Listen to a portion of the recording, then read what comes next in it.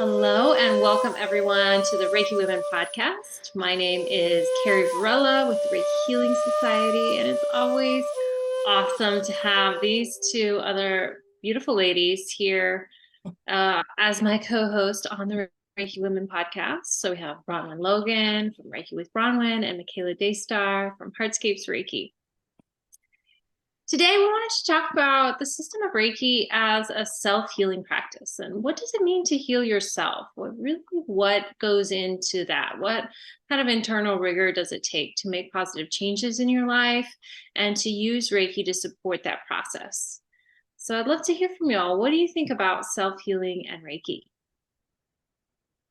Yeah, well, I guess it takes me back to when I first started learning about the system of Reiki. And I'm not really, I did get into it understanding that there was a self-healing aspect to the system. And that was at that time that I understood that it was like a hands-on healing thing, which I didn't really understand, but yeah.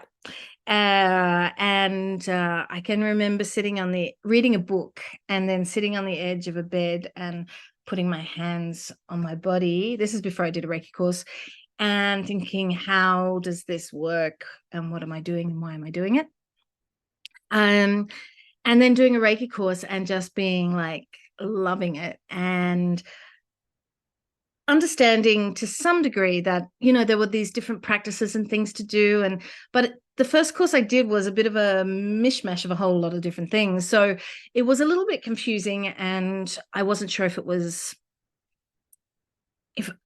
guess I think I was thinking more about it probably in terms of other people. And I think a lot of people maybe used to think in those sort of terms.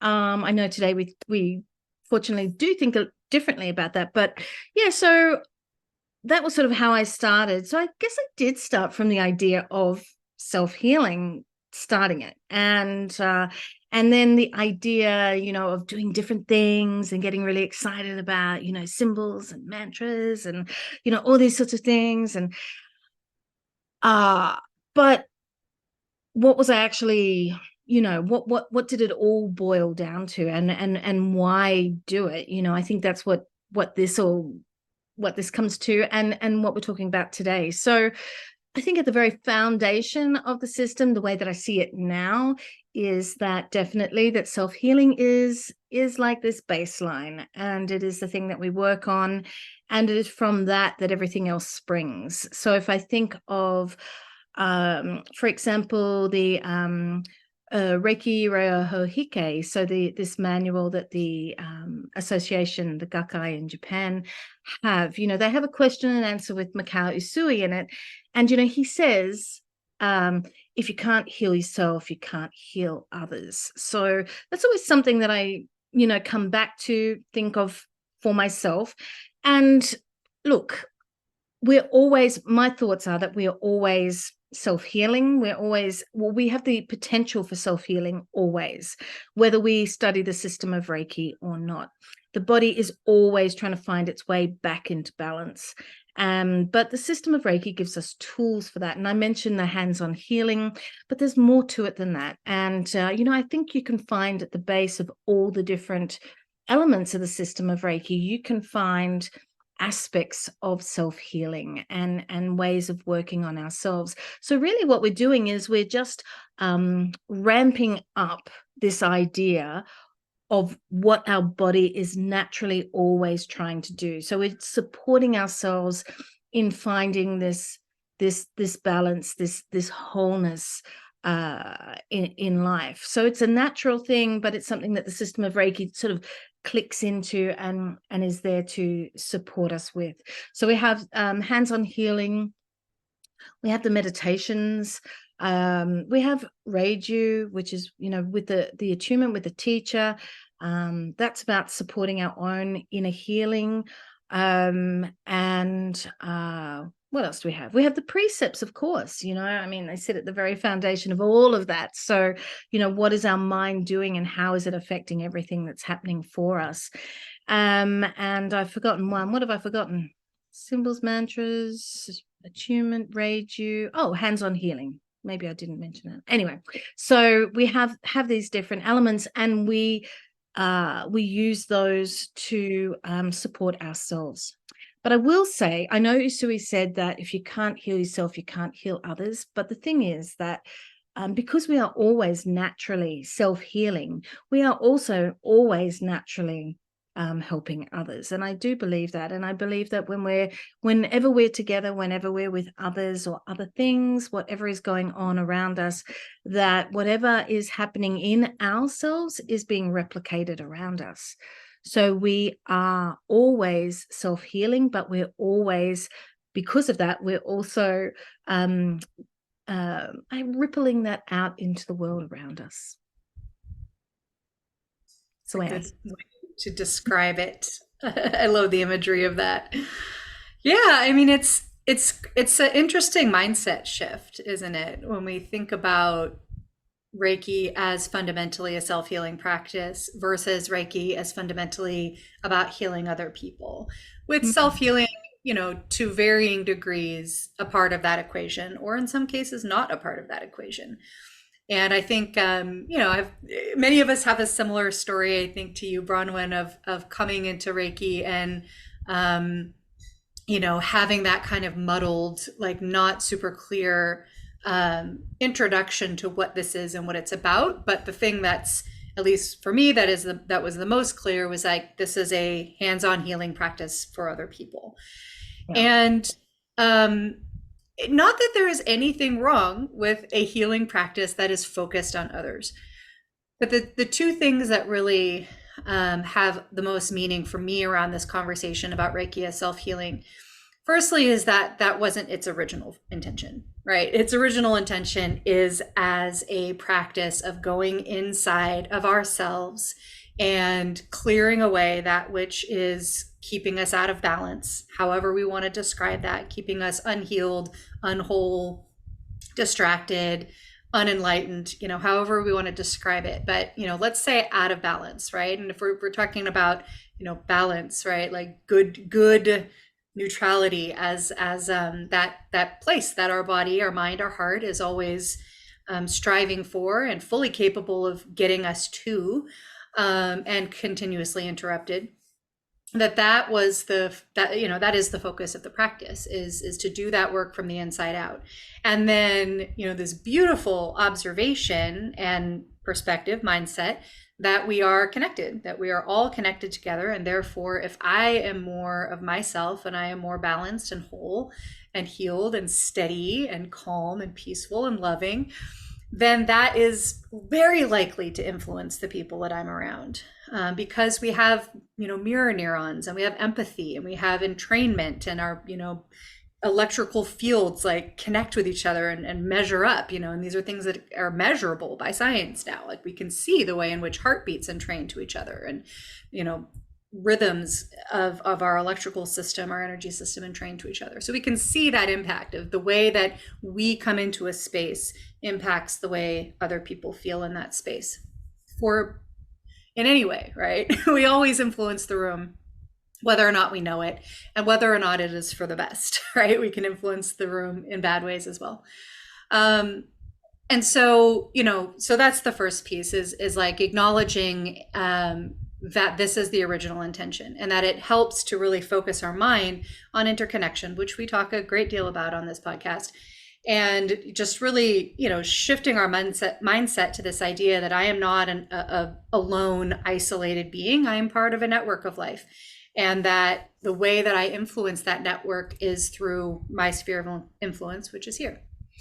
The piece that's kind of personal for me is that, I came to Reiki out of a really dark time in my life, as many people do. Many of us find these healing modalities or these transformational practices or therapeutic practices, arts, creativity practices, out of those times when we're really bereft and we're maybe hitting rock bottom, and just life is so hard, and there's this opportunity that happens when we're at our worst, that we have a choice to lean into this opportunity or not, but the opportunity to like become much more aware and attuned to the things that might help us get out of it that we might not have noticed in the past. And that's how I found Reiki. I was like, my satellites were open, right? What is the thing that's going to come into my sphere that's going to shift this, just shit place that I'm in my life? And that was an amazing thing. It was an amazing part of my recovery. The other amazing part of my recovery was working with Codependence Anonymous, because a big part of like where my self-protection system had gone during these dark times in my life was towards a codependent way of being. And a big way that showed up is that I needed to make everybody else better and good and okay and basic so that I could be okay. And if the people around me weren't okay, then I wasn't okay. But if they were okay, then I was okay. So you can maybe see this, like, my okayness is dependent on how other people are, rather than I have a solid foundation of basically being okay, even if things around me are not good. And so when I stepped into Reiki from the perspective that this is a hands-on healing modality that is about healing other people, perhaps you can see the connection that my mind from its codependent mindset went, oh, this is another way that I can make everybody else okay so that I can be okay, right? Because if they're not okay, I'm not okay. And for a long time, even though I was recovering from that mindset, even though I was really working on that and working with people who really understood how to shift out of that codependent mindset, there was still this subconscious place that was like, oh, good, I can fix everybody else so I can be okay.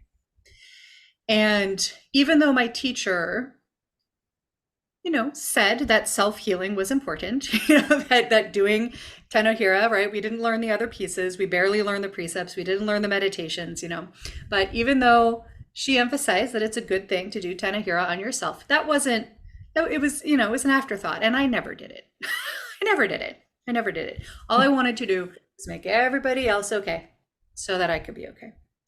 And so in that sense, my Reiki practice in the first handful of years was good, and it was part of my healing journey, and it was an absolute blessing in my life. And there was no way I was going to get to the depths of actual transformation inside of myself through this practice from that mindset. Now, not everybody is going to have that connection, and approaching Reiki as a healing modality for other people is not going to do the same thing for everybody that it did for me. But for me, when I started practicing Reiki from this other perspective, that this is about the inside out, that if I am not working to embody the precepts in my life as often as I can, every day ideally, then I'm limited in how I can be happy in my life, right? Be whole and well and good in my life. And I'm limited in how much I can bring those things into other people's lives. That was a huge mindset shift for me, and it was very humbling. And I really backed off from working on other people for a period of time when I found that path. And I was like, all right, we got it. We got to start over. We got to start from the beginning. And it was that shift that I think really, not to say like completed by any means, like my recovery from codependence. It's a strong impulse. It's very deeply embedded into who I am as a person. Like, it's part of my childhood. Like, it's part of my family way of being, right? It's deep, right? But there was a significant shift in, all of the pieces that add up to codependence. The desire to fix everybody else was just one aspect of it. Since coming to work with Reiki from the perspective of it being a self-healing practice. And quite honestly, it made it dramatically more effective in terms of the impact on my life. Hopefully it also made it more effective for the people I share Reiki with, but I can't speak for them. But this is a topic that really, for me, is really at the heart of my relationship with my Reiki practice, because that was such a journey, such a change in my relationship with the practice when I flipped that mindset. So yeah, it feels tender and sweet to talk about this perspective in this conversation. Yeah. What about you, Carrie? Yeah, well, I can also share my little journey with Reiki, an experience of it. And I guess I had a different experience. When I first discovered Reiki, I just intuitively, immediately grasped onto it as the way for me. Like I needed this tool. I didn't really know what it was, but I knew it was for me. And when I first discovered Reiki and really started after I take a Reiki training, I guess I had taken some sessions a few years prior to doing a Reiki training. But once I had done a Reiki training, I just basically like shut the door and locked myself in an apartment for months and like just was healing myself. And I really gravitated towards the hands-on healing aspects of it for myself. And it was a really pivotal time in my life. And I can look back at it at now and see that I was self-healing myself, and I was specifically healing this kind of fractured understanding of who I was and my relationship with myself. And that I never had that strong relationship with myself. I was never given to it, through my upbringing, my way my parents were raised, the deficits that they had in their life. And I was left in my mid-20s with a strong sense that I had no idea who I was. Like I didn't understand who I was, what I wanted to do, what made me tick, what was important to me, what was worth my time and energy. And it was through just this awakening process with Reiki that I began to trust my intuition more. I began to notice what my truth was. I began to have a stronger opinion about myself and feel better about myself. Self-confidence returned to me. And so it was a really profound season of self-healing that first kind of sparked this journey with Reiki for me. And within inside that, of course, I thought of it as something that I wanted to give to others and support others in that process. I think I did have an understanding that it started with me and I wanted to build a strong foundation for myself, but it was always with an intention to share it with others. And, and to share the power of the practice, that transformative power, and the feeling. And even though I recognize that all healing is really self-healing, and why I can say that and why I've experienced that is this whole idea of you can bring a horse to water, but you cannot make him change his behavior, make him drink, make him do anything that he doesn't want to do. And I also know this because I'm a mom of toddlers. I deal with this all the time. I cannot make these little creatures do what I want them to do all the time. Although I've learned some new methods to help that process. But and it's the same with others, and the same with others of providing some support for somebody in their own process of self-actualization. And that's really was at the heart of Reiki. And I kind of intuitively recognized it at that point in time, but it wasn't until like 5 years later I read Modern Method for Reiki Healing by Hiroshi Doi. And in that, he talked about how Reiki is a twofold path of enlightenment for yourself and healing.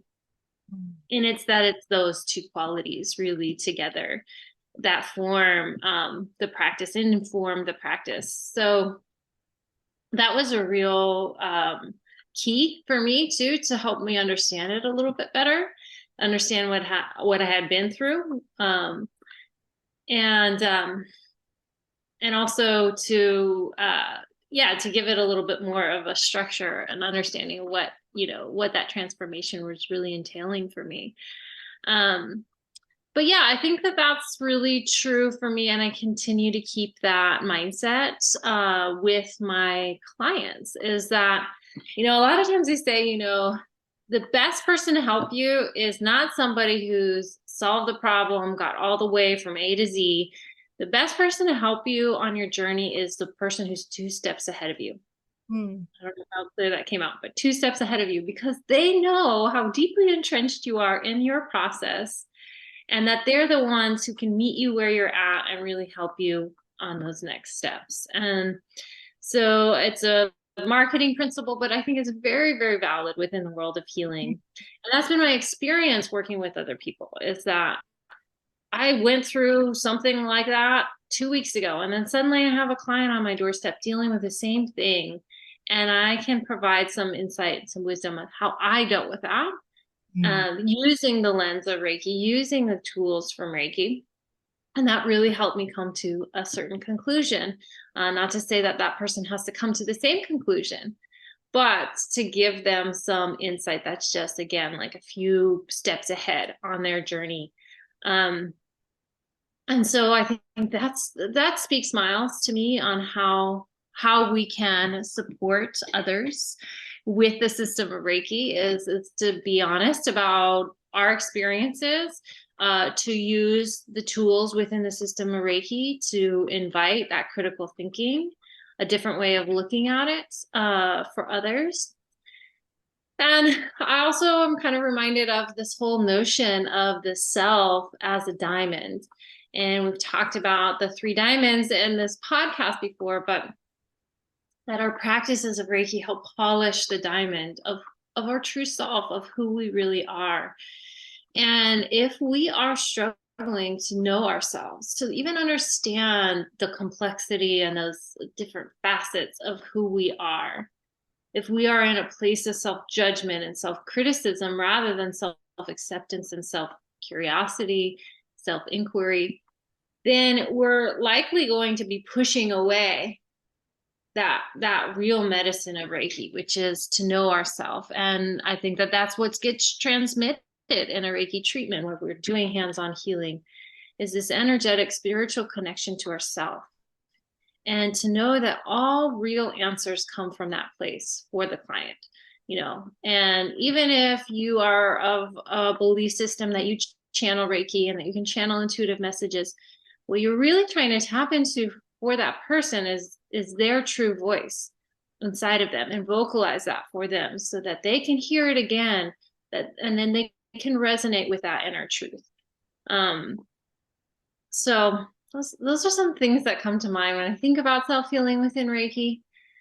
But it does right now, the essence of that practice for me is that polishing of the inner diamond, and a more clear perception of who I am, a realization of myself, and that we're all seeking that, right? And that's why I think the precepts are such a powerful tool as well, because they give us some guidelines, some bumpers, if you will, to guide our actions. Because some aspects of ourself is like, oh, I know I'm going to be really reactive to this trigger or whatever. So it gives us some guidelines on how to work through that trigger without necessarily just, projecting it onto other people as well. So I don't know. Reiki's been my everything, I think. Well, I guess yoga too, because yoga has a lot of the similar aspects to its practice. But yeah, I mean, I agree with all of that. I think that thing of, our own experience is actually what makes us a good practitioner or a good teacher. And because the system of Reiki is not about, in a way, it's not about reading books, right? I mean, of course, yes, we need to understand some things because we are mental beings. But, apart from that, it's about understanding what's happening inside of us. And that's something that we generally, as a society, I don't think we spend a lot of time on that at all. So the system of Reiki is a blessing in that, right? It brings us into that. And you were talking about treatments, and I always in a treatment, I really, without saying it directly, possibly, but I always bring the client into the space of the understanding that, they are the ones healing their bodies. So it's, even though you're in a treatment with someone else, it's still about self-healing.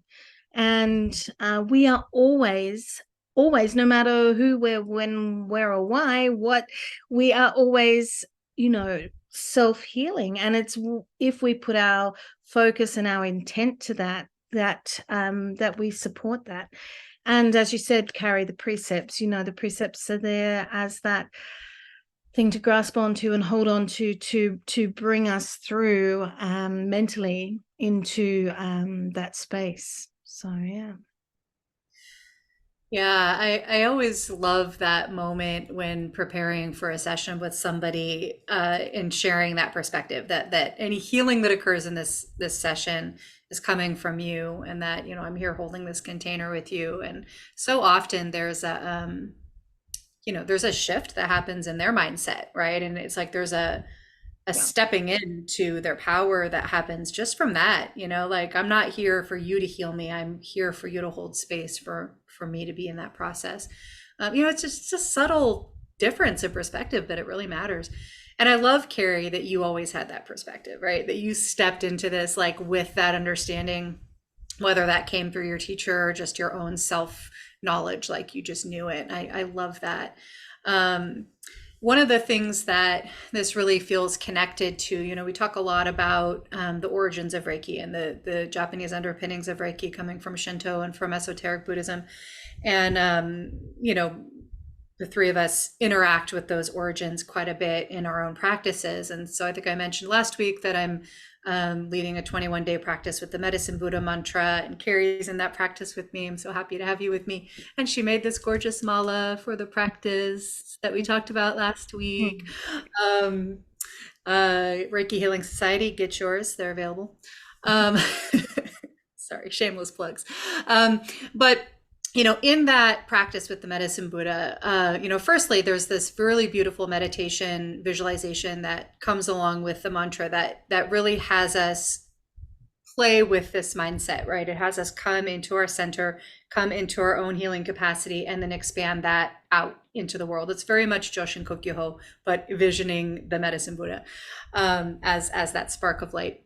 And it really, embodies in this imaginal way, this visualization, this perspective or this phenomenon that we're describing of healing coming from the inside out, and that by working within ourselves to heal, we can't help but also influence healing in those around us because of our connection.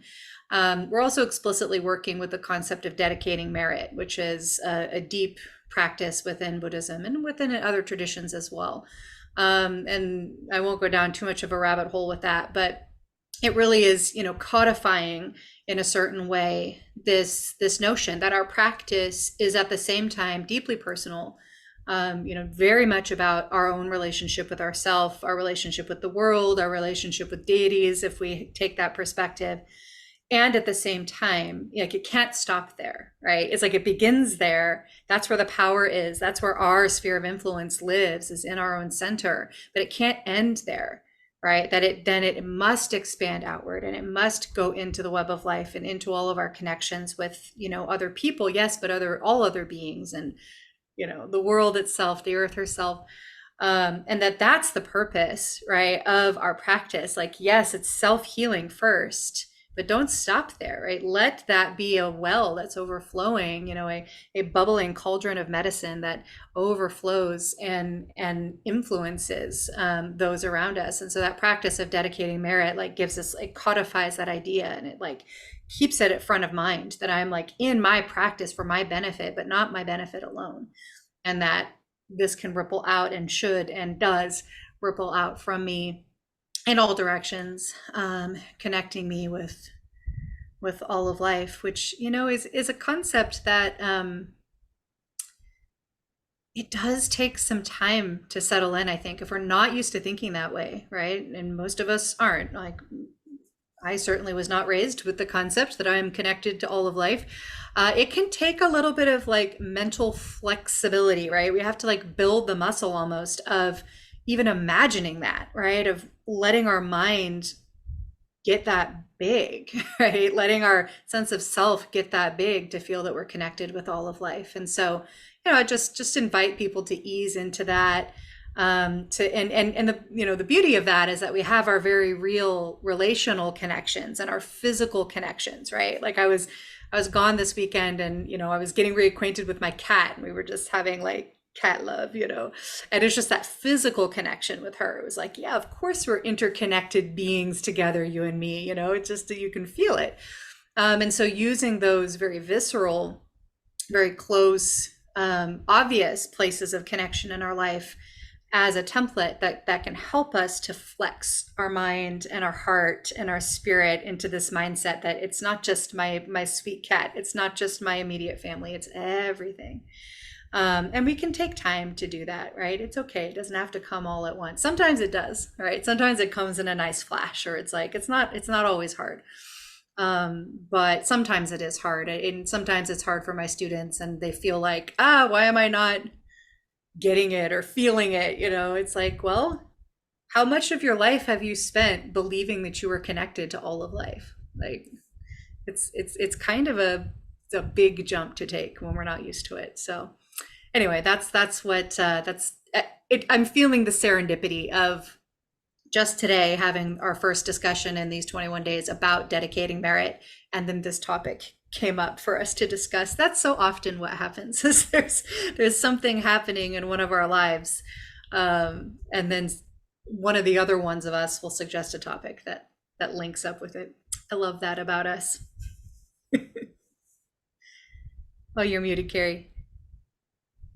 I love that too. I love that intuitive flow. And I also, have been loving the word harvesting. So I harvested a lot from our little chat today about dedicating merit. And it really helped me tap back into a pure intention. And I've been, so sometimes I sell some of my Reiki treatments in packages, and sometimes people don't use the packages within the length of time that I offer them. And so there's a little bit of cat herding them, and I was having actually a lot of not good feelings about that, because first of all, I just felt like I don't want to be chasing somebody's tail, and I don't know if it's even appropriate but I was like, I don't want them to like lose out on the investment that they had in Reiki and working with me and all of that. So, and I want to be clear about my boundaries, all of this stuff. And so I was really questioning my motives there. And what the conversation around dedicating merit was that, really at the heart of that is I want to help them. I want to help my clients. I want to help them and hold some accountability, some grounding for them to step into their healing, as that was their intention when they purchased these treatments for me. And that I want those treatments to be powerful and really beneficial for them. And as much as I want that, they've got to want that too, and they got to become ready and open and prepared to make the shifts and create the change in their life that they're looking, rather than just being addicted to the struggle. And we can get addicted to our struggles. And I've been realizing that too. Oh my goodness, it's so easy to just get stuck in these mindsets around money or love or whatever. Just, this kind of negative self-talk that is literally us stuck in mud. And every time we get out of it, it's like, oh, that feels weird, I'm going to go right back in. I can just be stuck inside of this struggle, and that heart of wanting to help, wanting to dedicate ourselves to help the healing that this planet needs, that people need, that our immediate community needs. I think it's a beautiful intention, but it does come with we have to look at that real holistically too, right? So it doesn't help to get in the puddle of mud with other people. So that's not dedicating merit. That's not actually really helping people heal. It's to get right down in there with their emotional, whatever they're dealing with. It's rather about being able to put one foot in their circle of what they're going through, what's going on for them, and keeping one foot really grounded in an ability to hoist them up, right? Like, because if we don't get in that circle with them, then we don't have compassion. We can't relate to what they're going through. But if we put our whole self into that, then we're just going to get stuck in whatever emotional stuff they're stuck in. So anyways, those are some of the thoughts that kind of have come to me And Bronwen, looks like you want to say something. Oh, no, I just wanted to say, you reminded me that actually I may as well do my own plug when you were just talking about that, because I actually have a workshop at the end of the month, which is about the self-talk. It's about telling our own stories and what stories we tell about ourselves. So, we've talked about it before in here, between us, and just that thing that, you were saying, like, if people aren't ready, then if they don't put it in, they're not going to get, then there will be no change, and we need to make those changes within ourselves. And it often starts with the stories that we tell ourselves. So, I'm going to be doing some work with that as well. I love it. That's so important, right? To get back into that, that perspective of what are the stories that we tell ourselves. I think that's a really critical part if we're talking about self-healing and transformation from the inside out, right? The stories that we tell ourselves have everything to do with whether or not we can transform and change. And oftentimes the stories that have built up in our subconscious are actually there to keep us from changing, right? They're there to prevent us from changing, because change is scary and can be dangerous. And those stories are not there because they're bad parts of ourselves, right? It's strategies. It's strategies to just try to keep us safe. But safe isn't always the best place to be, right? And safe means different things at different points in our life. So I love that you're working with that in the context of Reiki. That's so important. Yeah. We are the perfect storytellers, really, aren't we? And I love this whole notion too of inner to outer healing, and I don't think it's emphasized enough within Reiki. And that was a big shift for me too in my journey, is to not see Reiki as this kind of top down spiritually delivered healing, but to start to see myself as just an interwoven and fully interconnected being with all things, and that there's no hierarchy, that the universe is inside of me, and there's no, like, the universe, I mean, obviously it's bigger than me, but it's still me too. And I think that really helps develop a stronger sense of self. Ultimately, is to come home and to recognize ourselves as a divine being.